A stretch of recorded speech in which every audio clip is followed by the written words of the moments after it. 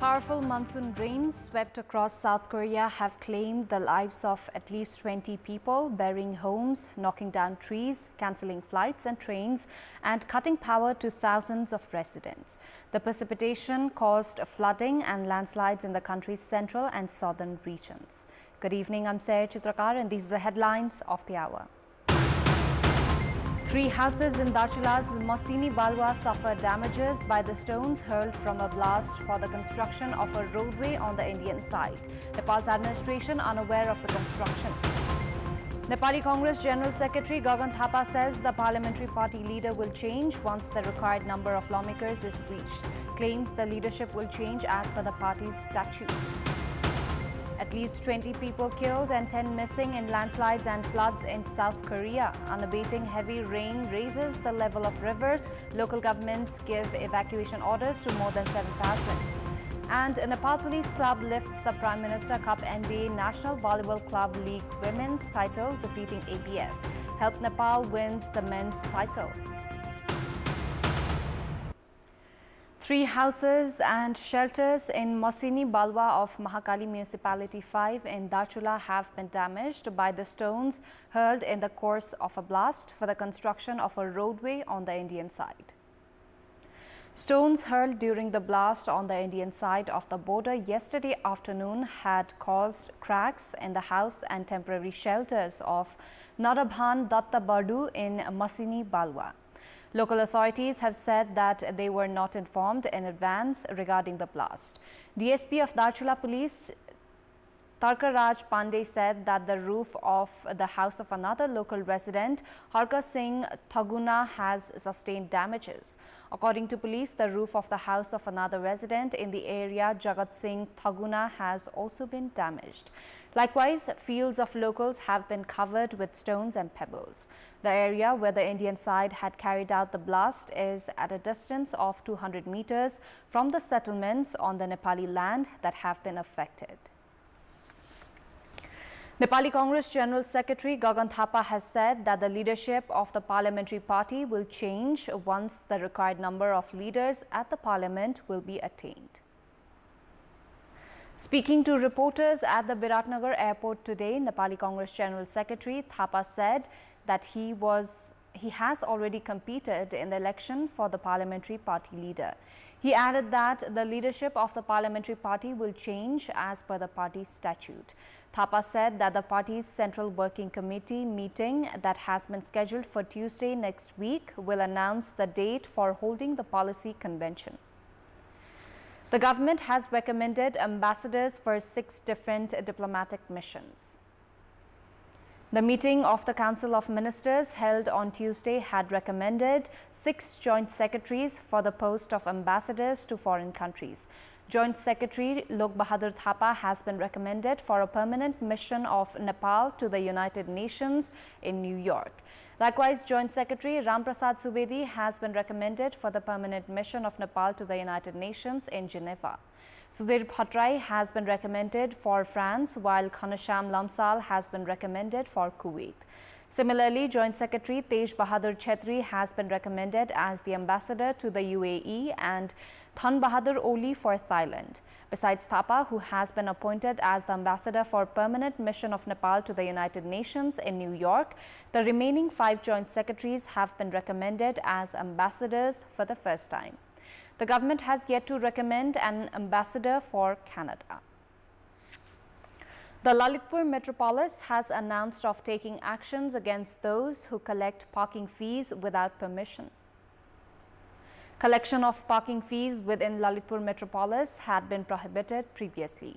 However, local organizations and entities had been collecting parking fees indiscriminately in areas including Kumbeshwar, Banglamukhi, Lagankhel and Jaulakhel. Locals have complained that 2-wheelers parked in these areas are being charged 10 rupees per hour, while 4-wheelers are being charged 25 rupees per hour. Lalitpur Mayor Chiri Babu Maharjan has warned of taking actions against those that have been collecting parking fees without permission. Locals in Lalitpur's religious sites, including Kumbeshwar, have complained that fees are being charged haphazardly for vendors outside the temple as well. The metropolis has also warned against setting up shops within the temple premises and collecting fees from them. Sakura saplings have been planted in Kupandul under the joint efforts of the Lalitpur metropolis and the Japanese embassy. 50 saplings of sakura have been planted on the banks of Bagmati River today on the occasion of the 50th anniversary of Japanese Universities Alumni Association, Nepal. Lalitpur Mayor Chiribabu Maharjan, Japanese ambassador to Nepal, Kikuta Yutaka, and members of Japanese Universities Alumni Association, Nepal participated in the plantation program today. Sakura is the national flower of Japan. It takes 3 to 4 years for the saplings to grow, while its lifespan ranges from 30 to 130 years depending on its type. It's been 16 years that reservation quota was introduced in the public service as the government promoted the policy of inclusivity. The reservation policy simply aims at embracing people from all sectors, gender, indigenous nationalities, cultures and religion at levels of government bodies. There is a provision to review such policy every 10 years, but it has been ignored. The reservation quota was introduced in Nepal in the year 2007, 16 years ago. As per the existing laws, the reservation quota has been embraced for women, indigenous nationalities, Madhesi, Dalit, physically challenged and marginalized communities in the country. 45% of the quota is shared among the 6 reservation groups under the system. Recently, Khas Arya and a Muslim have also been added to the group. The reservation provision in the country was introduced even before the promulgation of the Constitution in 2015.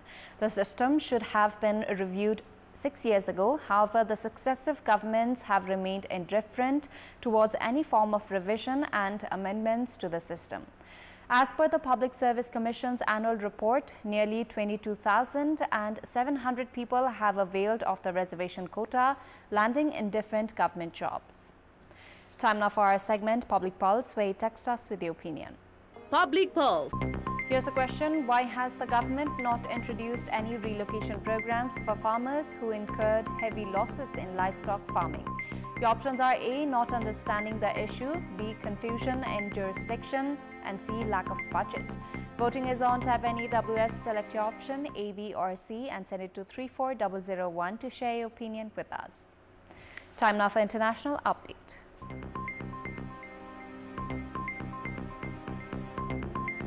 Unabating heavy rain raised the level of some rivers in South Korea today. Videos showed the water leaves of the Musim River rising over the last 2 days. Landslides and floods have killed more than 20, with over 1,000 people evacuated.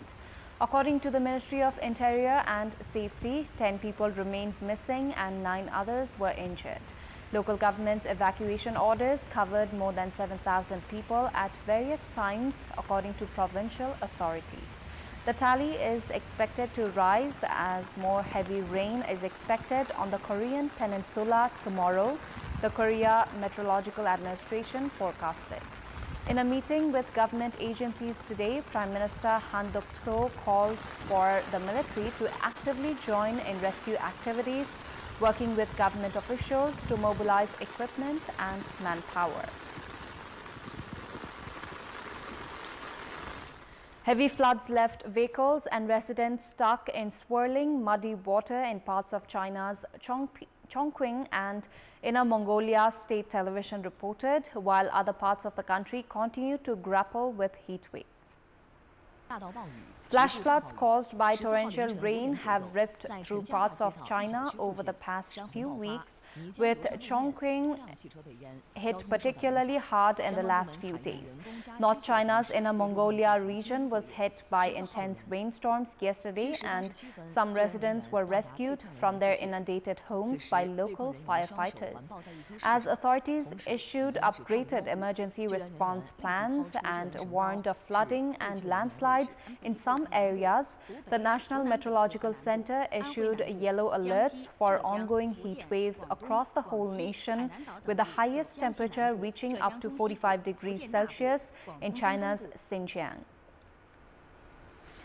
A second heat wave is expected to hit Italy next week as Cerberus is swiftly followed by heatwave Chiron, named after the ferryman to the underworld in Greek mythology. According to La Repubblica, the temperatures expected this weekend could climb around 12 degrees Celsius higher in the following days, particularly for Tuscany and Lazio. This weekend, the highest temperatures are set to peak at around 36 degrees Celsius in most Italian cities, though Puglia, Sicily and Sardinia may reach up to 41 degrees. However, next week, temperatures are predicted to climb as high as 48 degrees Celsius in Sardinia. It comes as Greece introduced emergency measures for workers, and zoo animals in Madrid were fed fruit popsicles as a deadly heatwave grips large parts of Mediterranean Europe, with temperatures forecast to break all-time records. The Cerberus heatwave is set to get worse over the weekend, with the mercury expected to reach as high as 45 degrees in parts of Greece and Spain. The United Nations has described as unacceptable the conditions placed by Syria in an offer to allow aid to keep reaching rebel-held territory. Syria's ambassador to the UN said on Thursday that his government would let aid continue entering the country via the Bab al-Hawa crossing from Turkey. Members of the UN Security Council had earlier failed to reach an agreement to keep the order crossing open. Some 41 million people in northwest Syria depend on the aid deliveries. In a letter to the UN Secretary-General, Syrian Ambassador Bassam Sabak said Damascus had made a sovereign decision to let aid cross through Bab al-Hawa for the next 6 months. Sabak said it would allow deliveries to resume in full cooperation and coordination with the Syrian government. But in a document sent to the Security Council, the UN's Office for the Coordination of Humanitarian Affairs said the proposal contains 2 unacceptable conditions.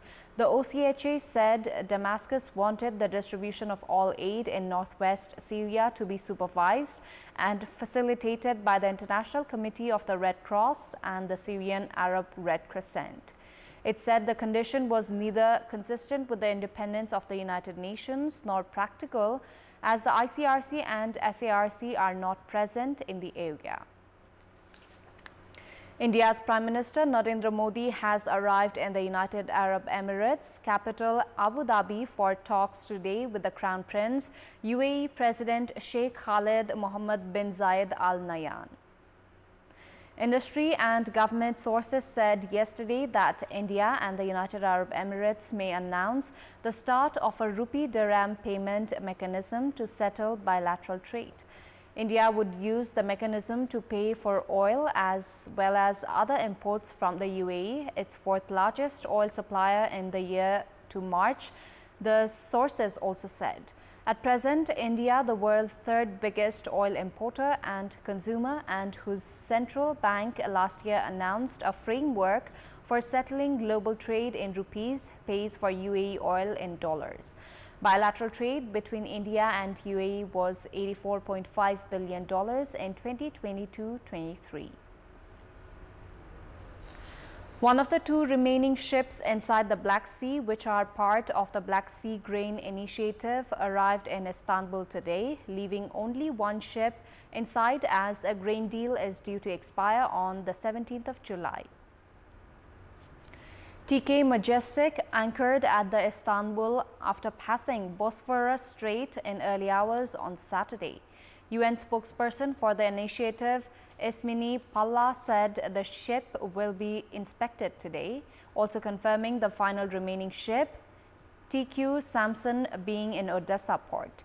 Yesterday, Turkish President Tayyip Erdogan said that the deal will hopefully be extended from its current July 17 deadline as results of the efforts by the United Nations and Turkey. The UN and Turkey brokered the Black Sea Grain Initiative with Russia and Ukraine in July 2022 to help alleviate a global food crisis worsened by Moscow's invasion and blockade of Ukrainian ports.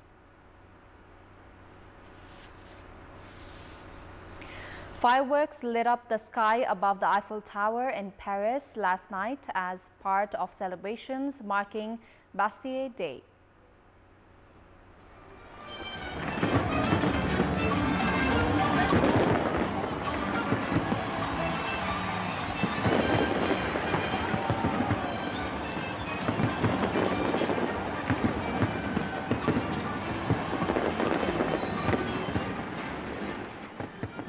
The occasion was marked with a military parade attended by French President Emmanuel Macron and his guest of honor, Indian Prime Minister Narendra Modi. Bastille Day commemorates the storming of the Bastille prison in 1789, one of the key events of the French Revolution. The day has become a national holiday in France. Time now for sports update. Sports news. Nepal Police Club have lifted the 7th edition of the Prime Minister Cup NVA National Volleyball Club League Women's title, defeating Armed Police Force 3-1. In the final played at the covered hall at the premises of the National Sports Council in Tripureshwar today, Nepal Police Club defeated Armed Police Force in 4 sets, 25-12, 21-25, 25-23, 25-19. Nepal Police easily won the first set 25-12, but APF came back into the match by winning the second set 25-12 to level the match at 1-all. This was the first set Nepal Police had lost in the tournament. APF had taken a 21-18 lead in the third set at one stage, but Nepal Police came back into the set to level it at 23-all. Eventually, Nepal Police Club claimed the third set 25-23 to take the lead by 2-1. At one stage of the fourth set, the match was tied at 17-all, but Nepal Police played well to win the set 25-19 and became the champions of the 7th edition of the Prime Minister Cup NVA National Volleyball Club League. Nepal Police Club, undefeated in the tournament, bagged 600,000 rupees in prize money, while runners-up APF settled for 300,000 rupees. Meanwhile, towards the men's side, Help Nepal defeated Nepal Police Club in 4 sets to win the 7th edition of the Prime Minister Cup NVA National Volleyball Club League's title. Help Nepal defeated Nepal Police Club 25-19, 11-25, 25-18, 25-18 to claim the men's title. By becoming the champions, Help Nepal bagged 600,000 rupees in prize money, while runners-up Nepal Police Club had to settle for 300,000 rupees.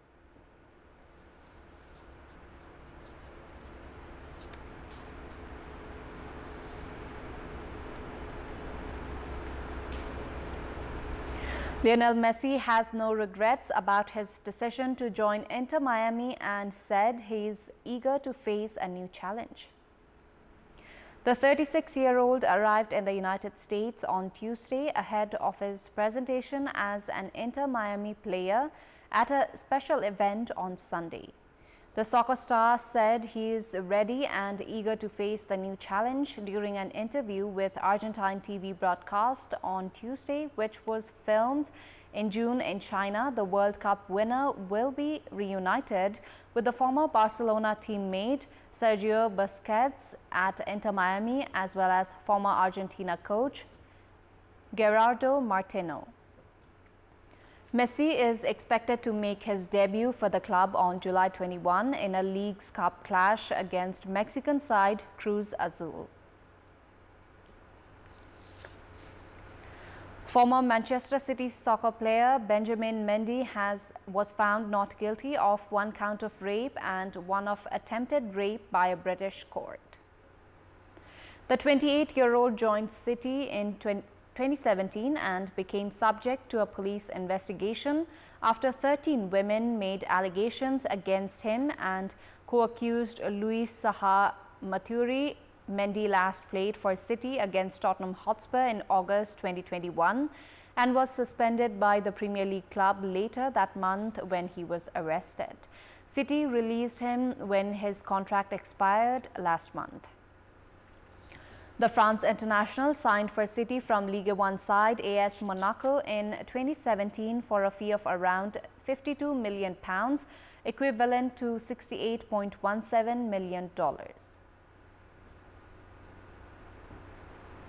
Before wrapping up, here's a look at the top stories once again. 3 houses in Dachula's Masini Balwa suffered damages by the stones hurled from a blast for the construction of a roadway on the Indian side. Nepal's administration unaware of the construction. Nepali Congress General Secretary Gagan Thapa says the parliamentary party leader will change once the required number of lawmakers is reached. Claims the leadership will change as per the party's statute. At least 20 people killed and 10 missing in landslides and floods in South Korea. Local governments give evacuation orders for more than 7,000 people. And Nepal Police Club lifts the Prime Minister Cup NVA National Volleyball Club League Women's title, defeating APF. Help Nepal wins the men's title. That's all for the moment. Our next English bulletin will be at 10:30 tonight. Thank you for watching. Bye for now.